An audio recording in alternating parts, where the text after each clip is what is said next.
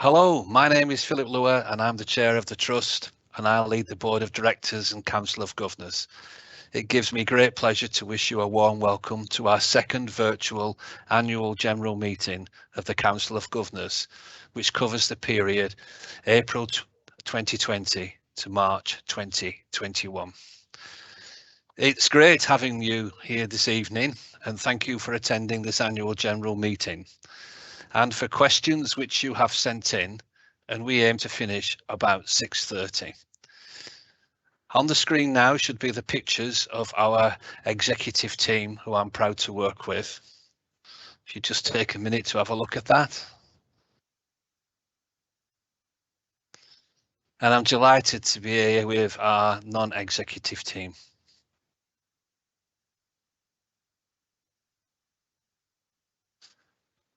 We are also joined by our lead governor and current and future governors, and I'd like to welcome them to be part of our virtual audience today.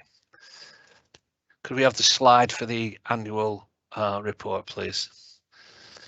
I would like to welcome our external auditor, Rashpal from KPMG, who has also joined us in the audience. Our external auditors play a vital role auditing our annual accounts each year before they are submitted to Parliament. You can find our annual report and accounts and an easy to read short version of the annual report on our website. Our quality accounts for the year can also be found on our website. These describe the quality of service we deliver to our patients over the past year. Can I come back to me now, please, Richard?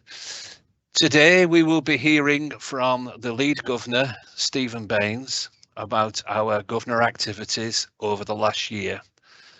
Our governors, both public governors representing our members, our staff governors, and our governors from our partner organisations.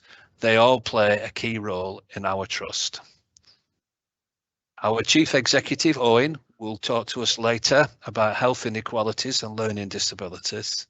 Suzanne from our Workforce and Organisational Development will talk to us a little about how colleagues have embraced one culture of care, where we take care of each other, and especially during the pandemic.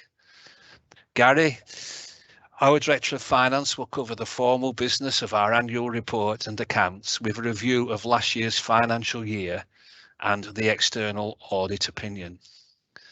Ellen, our Deputy Chief Executive, will talk about our CHFT working with partners in Kirklees and Calderdale, often called Place, and across the health and social care system, which is sometimes called the integrated care system.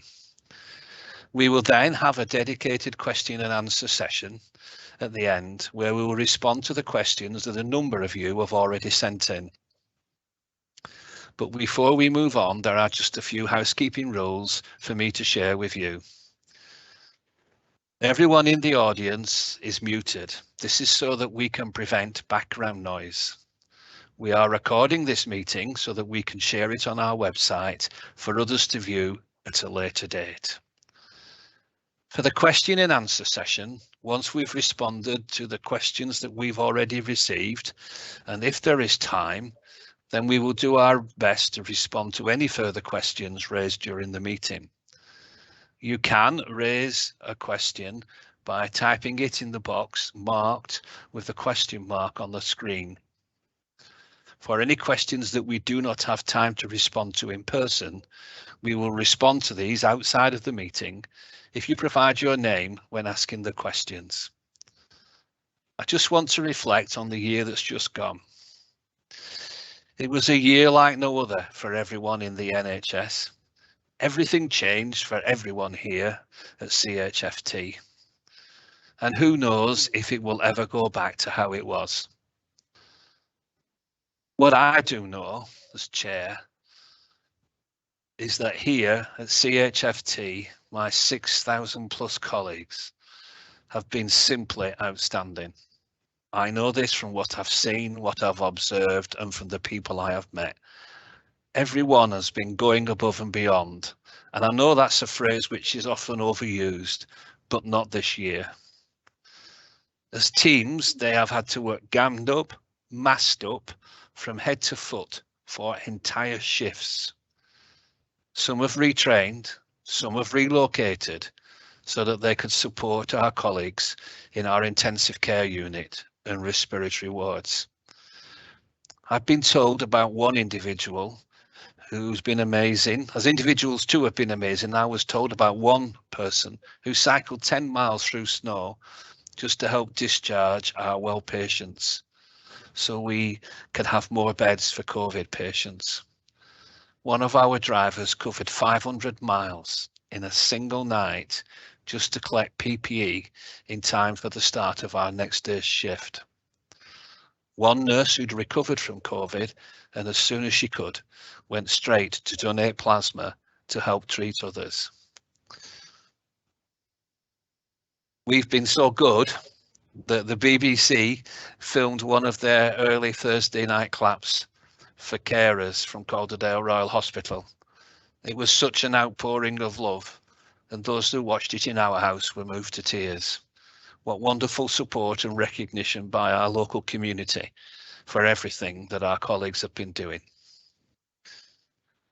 Further down the line, our work colleagues have come back from retirement, ditched their annual leave to enjoy the incredible vaccination teams. December 28th was a big day for CHFT. It's the day the first vaccines arrived, and since then, working 7 days a week, they've notched up an incredible 46,000 doses of vaccine, keeping everyone safe and protected. It's been a real journey together for us all, knowing the dedication and commitment of my colleagues. I always knew whatever the pandemic was going to throw at us, we would come through this too. Since I joined CHFT, it's been an ongoing pleasure, a massive inspiration, and a privilege to see everyone working so hard together for our patients and their families. Thank you is a word that's often said, but trust me, it can't be said enough or will never be more heartfelt. So as we end 2021 and head hopefully into better times for us all and our families at home and at work, on behalf of our patients and our local communities, I'd like to thank every single one of my work colleagues. We will shortly hear from Stephen Baines, who is our lead governor, and I would like to personally thank all our governors, present and past, for their contribution over the last year. Before I hand to Stephen, I just want to let you know that our governors have also had a key role in appointing our non-executive directors and have just agreed that two of our current non-executive directors, Karen Heaton and Richard Hopkin, will continue as non-executive directors for up to a further 12 months to 2023. I'd like now to hand over to Stephen Baines, our lead governor, who will talk you through some of the governor activities over the past year. Over to you, Stephen.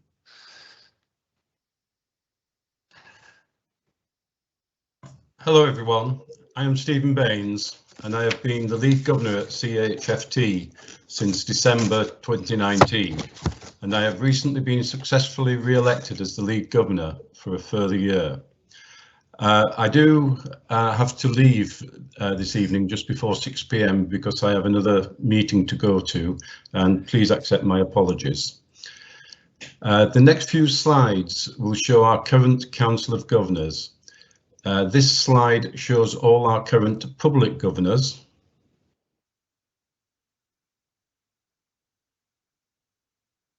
And the next slide, please. This slide shows our current staff elected governors.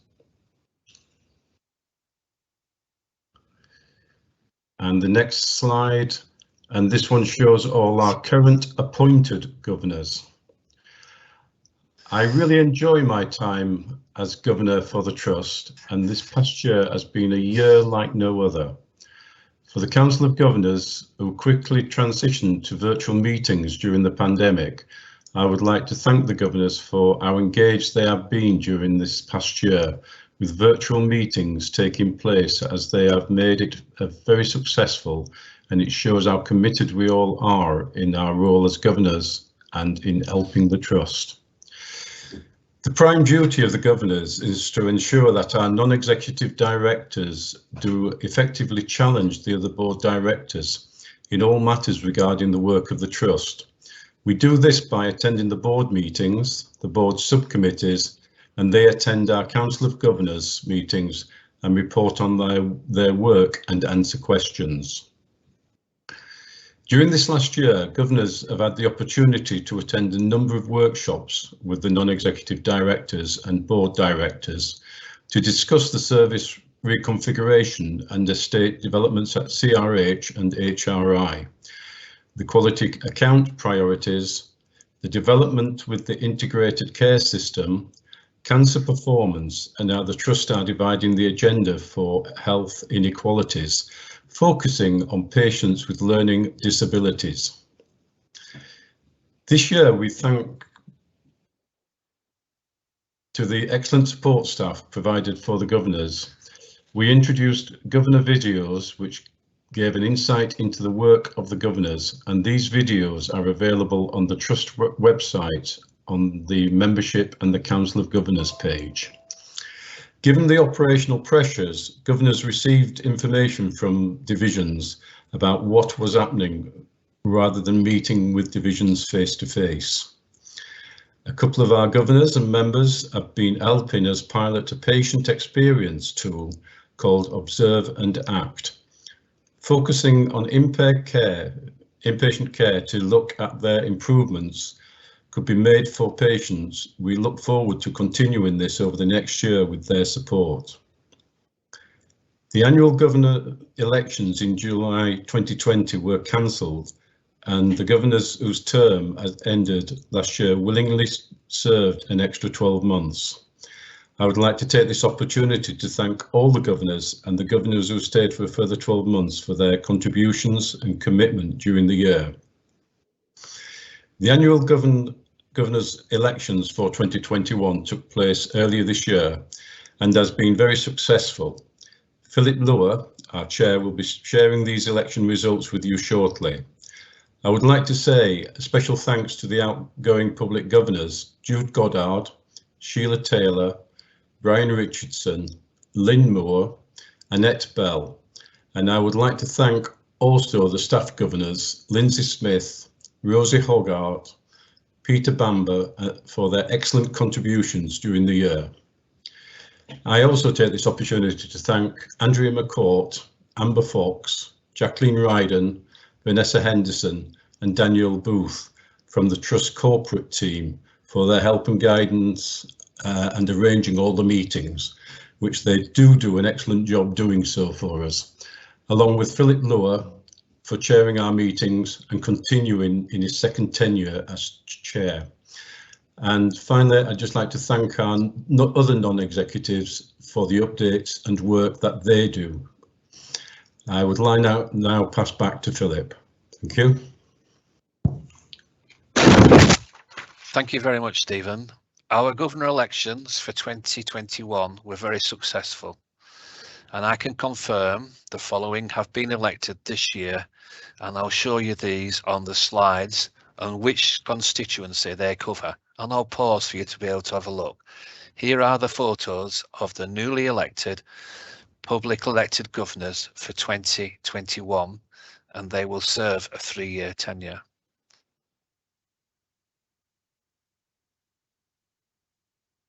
Please note which areas they represent.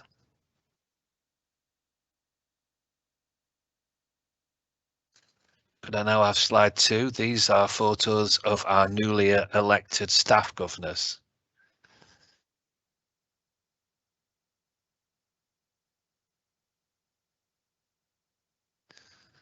We have a good full complement of staff and publicly elected governors and a full complement of stakeholder governors. I'd like now to hand over to Owen, our Chief Executive, who will take you through a few slides and share a video regarding health inequalities and learning disabilities. And Owen will then pass on to his colleagues. Thank you, Owen.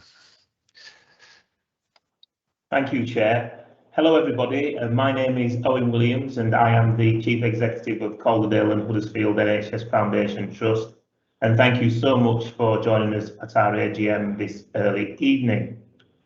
Similar to the Chair, I would like to place on the record my heartfelt thanks to our colleagues and patients and their friends and relatives for the way that they've stuck together during these unbelievably hard weeks, months, and now years. As I've stressed in our annual accounts, the sheer commitment, passion, and fortitude shown by colleagues will never be forgotten by me, and I will work hard to make sure that they are never forgotten by the powers that be. Next slide, please.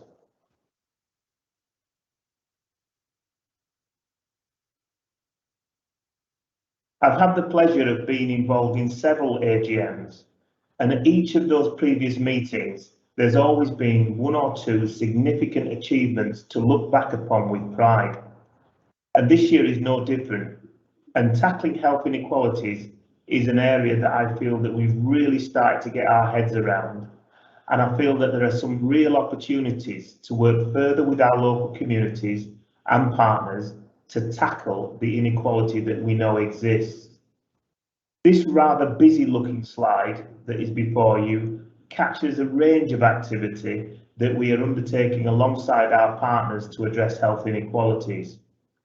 There are four main themes to this work, which are connecting with our communities, improving the lived experience of maternity services, using data and information to help us recover our backlog of inpatient care, and progressing the diversity and feeling of inclusivity across our workforce.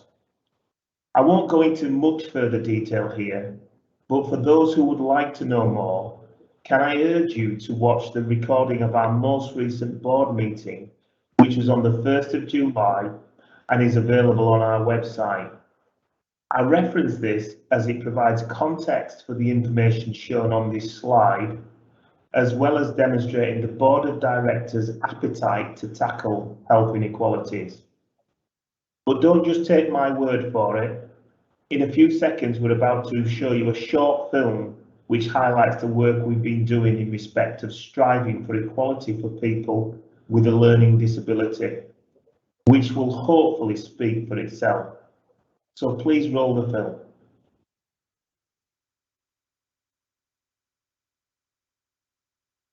Everybody with a learning disability has the right to the same healthcare as everybody else. And if somebody needs to be the only person on a theatre list or the only person coming to clinic that day and their outcome is improved, then that's equality.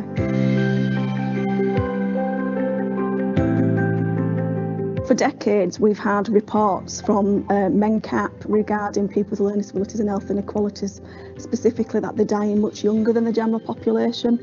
The latest figure was up to 27 years younger. When the health inequality paper went to the board, the response was, we have to do something. We've just released a campaign called Think LD. So it's Think Access, Think Flexible and Think Equality.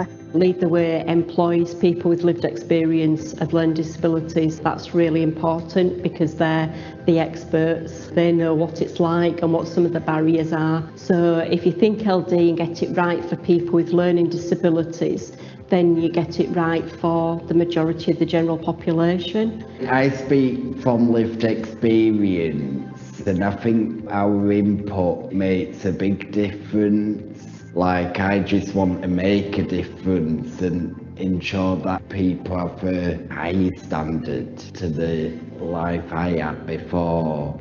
So in Calderdale in particular, people with learning disabilities have told the local authority and the health providers that they want to see a change in health and wealth. Project Search is an employability course for young people with learning disability or autism. The students come on the course and they build up their experience on placements, get an idea of what they want to do, what they don't want to do as a job. My son Sam, he's 20 years old. He has a learning disability and he has autism. Sam was very enthusiastic being part of Project Search because Sam's aim in life is to get employment, whether that's voluntary or paid employment. Project Search was seen very much by him as a springboard in terms of him gaining employment and increasing his opportunities in that way. And that's very important to him and very important to us as his family that he's able to have those opportunities. Last year, Public Health England released a report saying that people with learning disabilities were dying of COVID more than the general population. So one of the things we did as a trust, we started planning the COVID vaccination clinic for people with a learning disability. When we've done the recovery and reset work around people having planned surgery, we've prioritised people with a learning disability to make sure that they got their surgery in a timely manner. In terms of the vaccination centre and how it was set up for Sam, it was ideal for him. There was no waiting at all. So he was able to arrive, sit down, he was reassured, had the vaccination, he was able to immediately leave with me. He didn't need to wait afterwards. So for him, the potential anxieties were really reduced. When the board and the trust prioritised people with learning disabilities on the surgical pathway, it was actually in the Health Service Journal, and we've had lots of trusts come to us and ask why, what's your formula. The trust has realised that putting the patient first really is central to making sure you meet people with learning disabilities needs.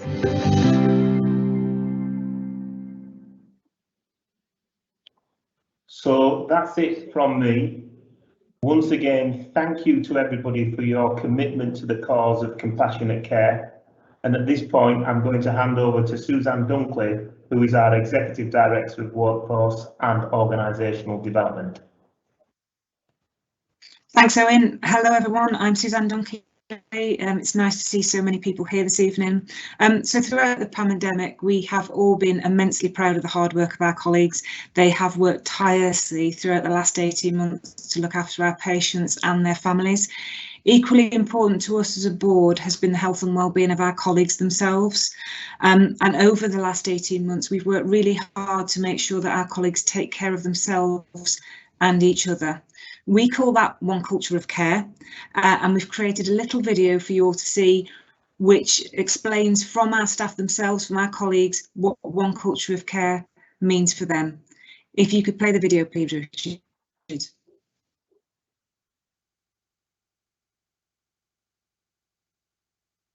One culture of care is all-encompassing. Kindness, welcome, empathy, honesty, respect, thoughtful, family.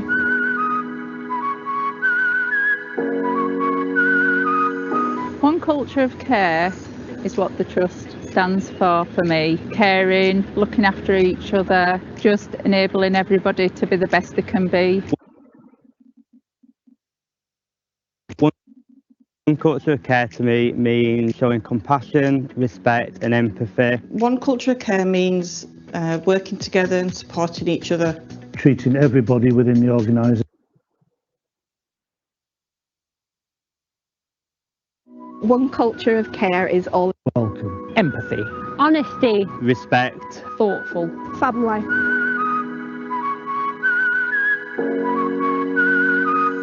One culture of care is what the trust stands for me. Caring, looking after each other, just enabling everybody to be the best they can be. One culture of care to me means showing compassion, respect and empathy. One culture of care means working together and supporting each other. Treating everybody within the organisation.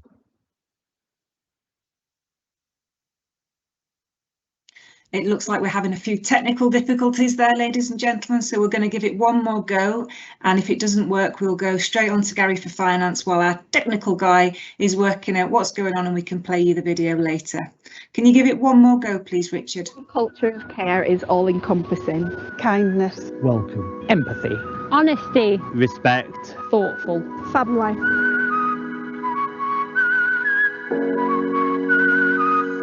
One culture of care is what the trust stands for me. Caring, looking after each other, just enabling everybody to be the best they can be. One culture of care to me means showing compassion, respect and empathy. One culture of care means working together and supporting each other.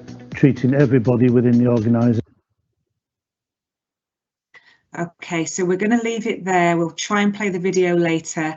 So I'm going to now hand over to my colleague Gary, who is our Finance Director. Okay, thank you very much, Suzanne. I'll give us something to look forward to later on in the agenda. So as Suzanne just mentioned, my name is Gary Boothby and I'm the Executive Director of Finance here at CHFT, and I've got a few slides to report the financial position of the Trust for 2021 and also to describe the financial plan and challenge for 21-22. So next slide please, Richard. And the next one please. Okay, so from a financial perspective, the year ending 31st of March 2021 was a successful year for the Trust in that we delivered a £360,000 financial surplus or underspend, and that was compared to an original target of 1.92 million deficit or overspend. We also closed the year with significantly lower outstanding loans compared with previous years, and we also spent less on external agency staff than we'd both planned to and the target that were set by our regulators. It's just worth noting that this is the second consecutive year that the Trust has managed to balance the books and deliver small surpluses. So whilst we've delivered on these metrics upon which we're monitored by regulators, I must describe the support provided financially in year and the changes to the finance regime. So our actual operational expenditure in the year was £44 million higher than we'd actually planned, and in the year funding was provided by the NHS and for the NHS to support its COVID response. Changes to the funding regime ensured that services were being maintained and that patient care was provided. So as part of this change, for example, there was no longer a requirement to deliver higher levels of efficiency savings, and it was recognised that all efforts, so all our clinical teams and operational teams, were really focusing on our response to the pandemic and focusing on the care for our patients. There were some other changes to the regime as well, such as there was a move to financial block contracts, block arrangements in place. So historically we get paid for the level of activity we delivered, but obviously last year was a year like no other and payments were received in block payment terms. We also received cash in advance. So again, normally we would receive cash payments in arrears, but in year we were fortunate and we received cash in advance. And the driver for doing that from central government was about trying to keep money in the economy so that we could support local businesses and local suppliers throughout the pandemic. And then one of the other major changes in year was there was a long-awaited conversion of historic loans into public debt. So this had been talked about for some time, but was actually transacted during the year. And for us, what that meant was that we had loans previously totaling £164 million, and many of those loans were converted into public debt during the year. So I think it's worth calling out really that the regime was very supportive in year, trying to make sure there were sufficient funds available to support our patients. Other successes that I wanted to highlight is that our performance against our use of resources metric delivered against the plan. So this is a metric used by our regulators and it scores basically our performance against delivery of plan, our treasury management, agency controls and a few other metrics, and we did what we said we were going to do. We delivered a plan. We were also given an unqualified external audit opinion, and I'll describe this in more detail shortly. The final area to highlight on this slide is our expenditure on assets. So that's buildings, IT, equipment. In the NHS we call that capital spend. In year we spent £27 million on capital items, which compared to our plan of just short of 21 million at the start of the year. So in year additional monies were provided to support our COVID response and the overall estate challenge at HRI. We received some funding for that in year as well. So investing £27 million in any one year was a huge success for the Trust. So it looks on this slide that we've spent more than we were given, but this compares to the opening plan. And actually being able to spend £27 million in any one year was a huge achievement. And I'll show you shortly some slides on what some of that expenditure brought and what a difference it will make to our patients. So in summary, and last thing on this slide really is that from a financial point of view, and we'll stress from a financial point of view, 2021 was a very successful year. We met all our targets, and that included delivery of both the final and unqualified audited accounts. Next slide, please, Richard. So some of you will have actually had a review of the accounts, and so they are available to review.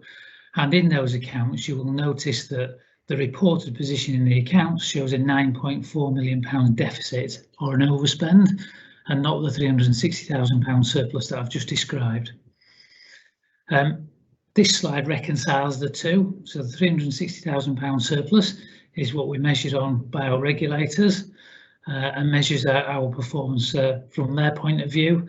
But in the accounts, we actually show a £9.4 million deficit. And the difference between the two relates to various technical accounting adjustments. The main one being an adjustment relating to revaluation of our land and buildings worth just over £12 million. But there were other adjustments too last year that were different to normal years, and one of those relates to capital grants and donations. So in year we received significant value in terms of donated equipment, so particularly ventilators and diagnostic equipment that was procured nationally on our behalf to support our pandemic response. Because no cash consideration was given, this is how it was treated, and it's treated below the line in terms of our regulatory performance. Finally, there is one other adjustment as well, which relates to stock items such as personal protective equipment. So again, these items were provided for nationally, centrally, so no cash transacted in regards to PPE. Next slide, please. So as mentioned previously, in year we spent £27 million on additions to our assets.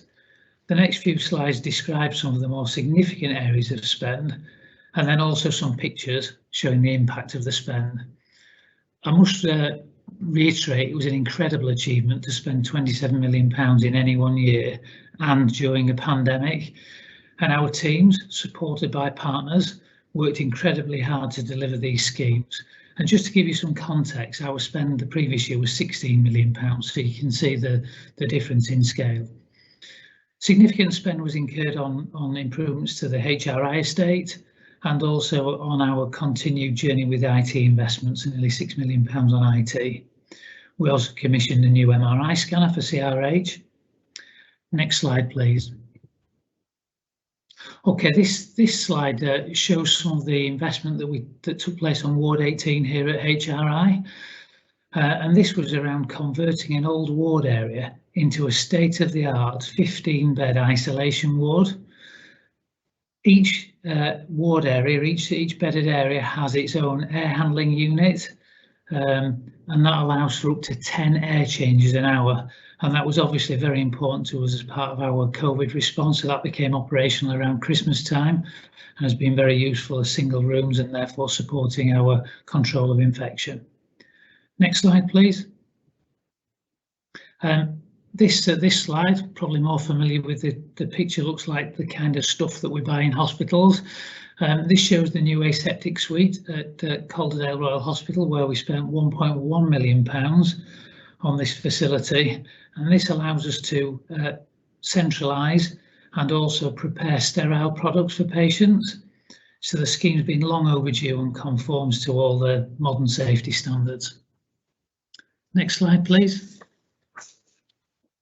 So this slide's been prepared by our audit partners at KPMG, who, as has been mentioned earlier, are available on the call. What their review does, it considers the financial statements and whether they were properly prepared in accordance with accounting standards. And what they've concluded in that review is that they've given us a clean, unqualified audit opinion. They also consider our value for money position, and they've not identified any significant weaknesses in our arrangements for delivering value for money, and have offered a clean opinion.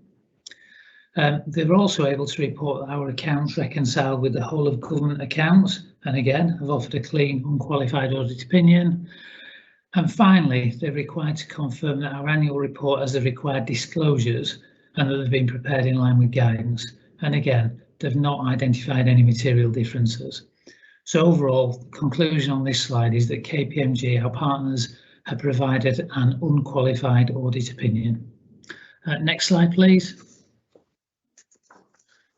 So, as I'm required to do, I've just reported on the 2021 position. I've just got one last slide showing the 21-22 position.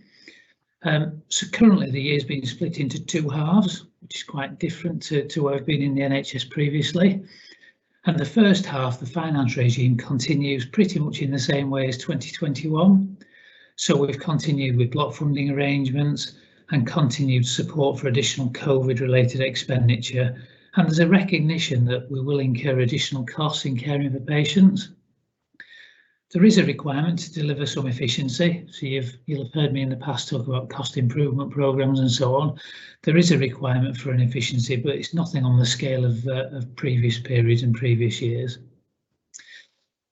There's also been funding made available to us to try and support and incentivise the delivery of additional clinical activity. So that's known as the Elective Recovery Fund. So again, monies have been made available as part of a supportive financial regime to try and incentivise to treat more patients and to try and care for those patients that have been waiting a long time on our waiting list now. So at the end of H1, or the first half of the year, we're currently planning to deliver a financial balance. It is a year of two halves. I sound like a football commentator with that one, but it's a year of two halves, and further guidance is to follow on the funding regime for the second half of the year. Discussions currently taking place between Department of Health and Treasury, and it's not yet decided what the financial funding available to us will be for the second half of the year, and we'll have to assess that risk when we know a little bit more information. So that concludes my report on the 2021 financial performance, and I'm now going to hand over to Ellen Armistead, our Deputy Chief Executive and Chief Nursing Officer. Thank you. Thank you, Gary. Hello, my name is Ellen Armistead, and as Gary says, I'm Deputy Chief Exec and Director of Nursing. Thank you, Richard. If I could go to the next slide. And one of our values as an organisation is around working together to get results. And I'm just going to talk a little bit about the importance of partnership working for us. As an acute trust, we don't work in isolation. We're very much part of a health and care system. And it's really important that we all work in partnership to improve outcomes for our population. We have an ageing population. People are living longer with more long-term conditions. In order to reduce the health inequality gap that we heard Owen reference earlier, it's important we all work together as partners in addressing the wider determinants of health. And working in partnership is critical to protecting our most vulnerable. And we've seen over many years the impact of not working in partnership when it comes to children's safeguarding and adult safeguarding. Throughout the pandemic, we would not have been able to respond in the way that we have if we'd not worked in partnership, and we're very grateful for all of our partners, both voluntary, community sector, all of our local authority colleagues pulling together. And we responded brilliantly as a team, as a wider team, and we were able to add extra support into the care home sector. Our response to end of life would not have been possible without working in partnership. And we were very grateful for the immense efforts in order to reduce delayed transfers of care. So we were able to get patients back out into their place of residence much more quickly to enable us to deal with the pandemic response. As an acute trust, we're very much part of West Yorkshire Association of Acute Trusts, and this is a forum where all of the acute trusts come together, and it provides a single voice, and we're able to influence both nationally and regionally. We work together on acute trust improvement programmes, and we have a wide network of clinical and operational collaboration, and we've been able to demonstrate mutual aid that's been absolutely invaluable over the previous months. We have areas for future development where we will work closely together one of those being how we create regional resilience across services, including non-surgical oncology, which is so important for people living with cancer. And we'll be undertaking some peer work around maternity services in response to the Ockenden review. The Ockenden review is a review that took place around the improvements required to improve safety for both mums and babies. We will play our part and continue to play our part in contributing to the 10 ambitions for West Yorkshire, and that's not just in terms of tackling health inequalities, but in terms of responding to climate change and economic recovery linked to the reconfiguration of hospital and community services.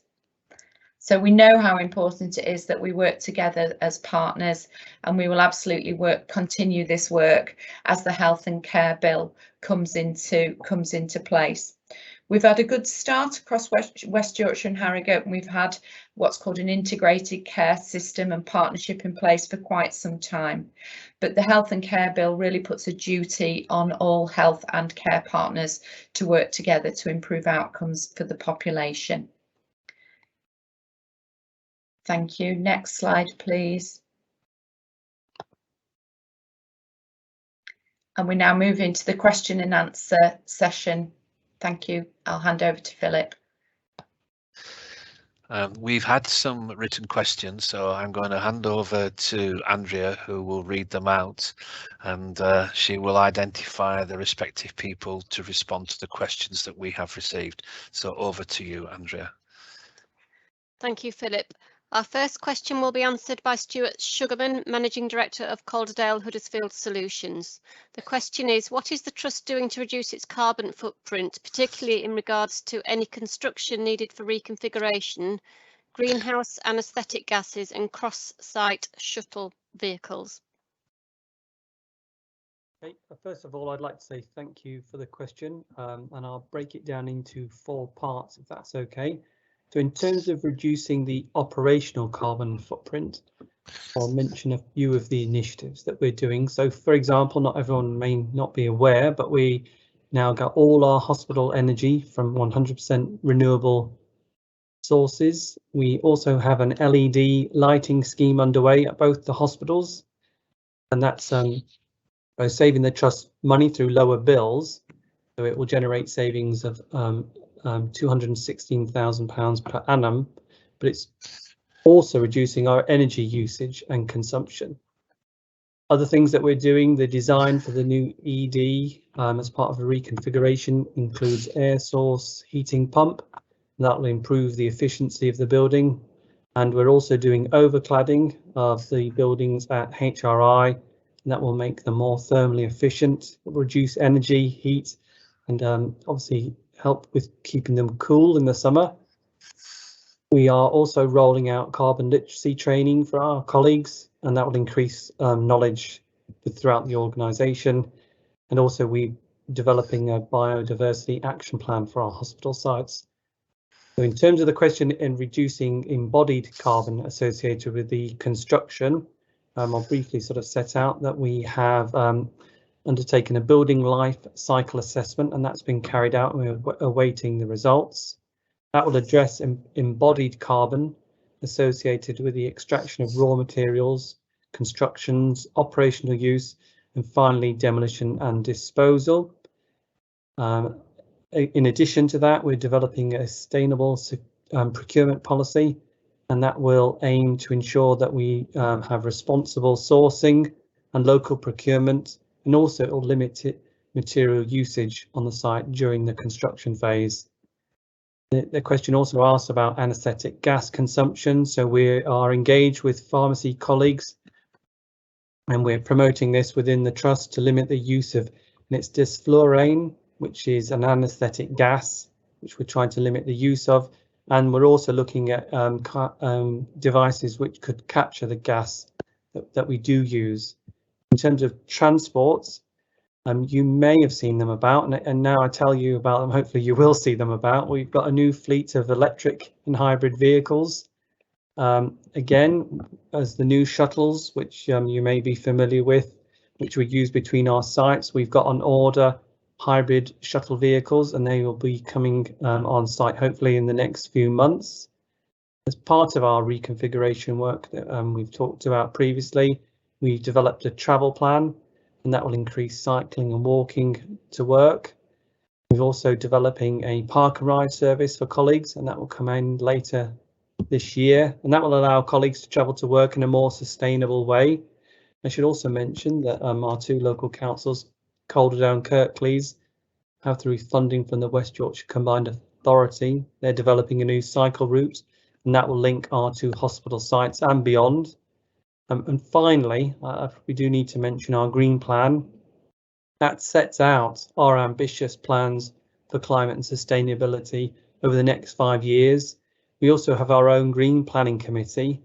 And really, if you'd like to know more about what I've talked about, or you're interested in joining the Green Planning Committee, please do get in touch. I'm more than happy to sort of send you an invite or give you some further information, because that was a very, very quick canter through it. Thank you. Thank you, Stuart. Our second question will be responded to by Gary Boothby, and it also relates to our trust estate. The question is, if and when the new A&E is built in Huddersfield, what will happen to the site vacated? Could it perhaps become a Macmillan Centre for the Trust, so vulnerable local cancer patients don't have to go out of the area? Thank you. Yes, so as people will know, a new build is being progressed to replace the A&E at HRI rather than upgrade the existing area. This is because the current HRI is a 1960s build, and the condition of the building is poor with significant backlog maintenance requirements. And for that reason, it's unlikely really that the area vacated would be suitable for a Macmillan Centre.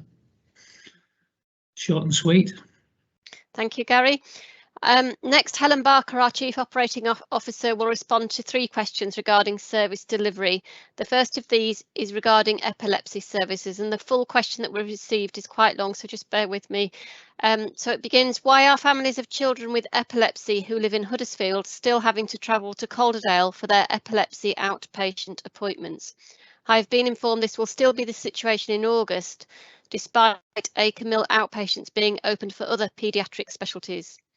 Many of these children have additional complex needs, learning disabilities and mobility issues, and their families have struggled to get to Calderdale even if they have transport, which not all do. I had understood the future planning was to continue to have outpatient services on both sites.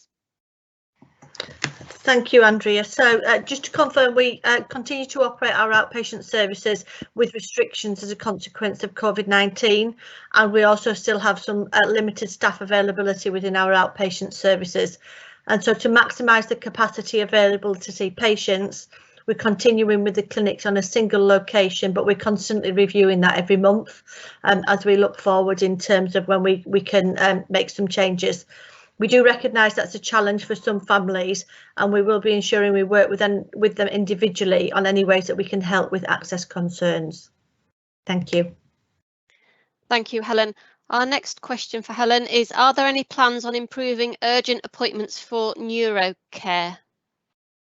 Okay, yeah, thank you. So I'm making an assumption we mean neurology, which is the element of the service that we would deliver here at CHFT. And so yes, we have got several developments in relation to neurology. We're currently working with Leeds teaching hospitals where we've advertised for a joint appointment, and we're having some discussions with them around a more formal partnership to maximise capacity. There is a real shortage nationally in terms of neurology consultants, and so we're looking at how we can maximise that locally. In addition, we're working with our local commissioning partners to bring some immediate capacity, as we are with some of our other specialties, and that will help us reduce our backlog and make sure that we can secure access for urgent referrals. Thank you, Helen. The final question that we have for you is regarding planned surgery, and it states there's a Yorkshire-wide shortage of operating theatre staff. Until such time as it becomes possible to recruit more, and aside from an intention to prioritise patients who need non-emergency surgery for progressive conditions, especially cancer, what other principles will guide the Trust in prioritising patients for planned surgery? Okay, thank you. So first thing to say is we're actually doing a very specific piece of work to look at how we can become one of the employers of choice for theatre staff, and in particular one of our consultant anaesthetists is working actively with us in terms of that recruitment and retention plan. But I'm also just building on some of the presentations already this evening. The Trust is at the forefront of thinking around health inequalities, and we're using this to guide our recovery. We've implemented a recovery plan that is based on both health inequalities and clinical need. As Owen's already described, we've made huge progress for patients with learning disability, and I can confirm that over 90% of those on our waiting list, either as that they've been on the waiting list through the pandemic or have been added since, over 90% of them have now had their procedure. We're prioritising patients who were listed as clinically urgent or should have had their procedure within 3 months of listing, as well as those who've waited over 104 weeks, so those who've waited over 2 years. We're now looking at other vulnerable groups. For example, we're looking at patients who are homeless and on our waiting list, as well as ensuring that there is equity of access, particularly where there are patients who live in areas of high deprivation or of different ethnicity. Our clinical colleagues have been very supportive of this approach to recovery. Thank you. Thank you, Helen. Our last question that we've received is for Ellen Armistead, Director of Nursing. So the question is a thank you, first of all, to the Trust for supporting the creation of a new motor neurone disease care coordinator who's making a huge difference to the care of those diagnosed with the condition in Calderdale and Huddersfield. How important is it to ensure pathways are coordinated across the community, hospital and palliative care, and what more can be done to lock improvements in for the future? Thank you, and thank you for a great question. We were supported in setting up the care coordination post by the Motor Neurone Disease Association and the Nick Smith Foundation, and for that we're very grateful. Providing high quality care for people living with life-limiting illness is absolutely critical, both for the patient and for their loved ones. And if you're being looked after, you should never have to be concerned which organisation is providing that care, only that you receive care by the right person with the right skills at the right time. And this is where the role of the care coordinator can make such a difference. So the coordinator's role is to manage that patient's journey and to ensure that the input of all partners in care are managed and well organised. We have clinics in place and there's engagement and support from the whole multidisciplinary team. It's quite a complex team, including dietitians, nutritional nurse specialists, respiratory physiotherapists, neurology consultant, palliative medicine consultant, community teams and a representative from the Leeds Ventilation Service. As well as motor neurone disease, we have a number of care pathways that enable seamless transition, especially where patients are moving towards end-of-life care. The Trust works very closely with a range of partners, and we have clinicians in key posts working across acute and community services. In terms of how do we lock in the improvements, we need to build on these strong foundations. We need to really learn from the care coordination role and play our part across the place in realising the ambitions of the new health and social care bill to ensure that services are planned as an integrated system that allows for that seamless care delivery. But most importantly, we should always put those using our services at the centre of everything that we do and really live up to our value of putting the patient first. Thank you. As far as I am aware, there are no questions that we have received. I just need someone to put something on screen to tell me whether we've been able to retrieve the video or not. I don't know whether that's possible. Richard, I can see you, so can you give me a signal as to yes, we have been able to? I'm on screen. He's gone like this, so I assume that we will. It's either telling me to get off or he's going to have another go. So we'll have another go if that's possible, because I've seen this and it really is worth.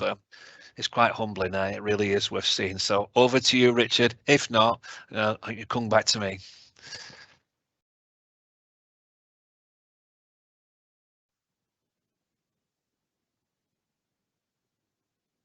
One culture of care is all-encompassing. Kindness. Welcome. Empathy. Honesty. Respect. Thoughtful. Family.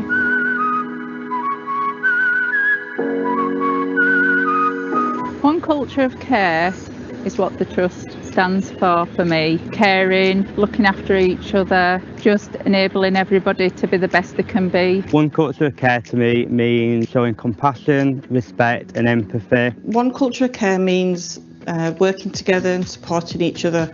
Treating everybody within the organisation and our patients in the same way without any bias. One culture of care means to me everybody is treated the same. I demonstrate one culture of care in my role as outpatient receptionist by providing care and support and help to my patients. I demonstrate one culture of care by, for my patients, asking them, what do you like to be called? We work with young adults with learning difficulties, so I feel that we demonstrate this by integrating them into the hospital environment. So I demonstrate one culture of care by ensuring that the staff needs are looked after, that they feel that they are listened to, and to make sure that their needs are catered for. I try and lead my team to always give the best to patients, to support each other, to care for each other, and to do their very best. I think one culture of care has grown so much through the pandemic as all of us have experienced a lot of change. Many of us have lost family members, and some of us may have even been ill ourselves. It's made people realise the importance of self-care and looking after our health and well-being. I've seen one culture of care grow during the pandemic by our team approach and looking after each other. We talk to each other, we listen to each other and we help each other. Everyone is becoming more and more aware and alert of things around us, and that we're living in fragile times, and that people are just more aware of what little things can make a big difference to people and staff on a daily basis. With us all considering each other, saying to each other, are you okay today? And it's okay not to be okay. One culture of care is special because we work as a team and we put our patients first, and also we look out for one another. I think one culture of care is special because it's something that is not across the trusts in the UK. Things like the health and wellbeing time, the support, the counselling, that has all been really positive factors to sell the trust. We all are individuals and we all need to support each other as much as we can, and sometimes within a big organisation that is something that can be lost, but it isn't lost here. One culture of care is special because the NHS is special, and so are the teams that work within it.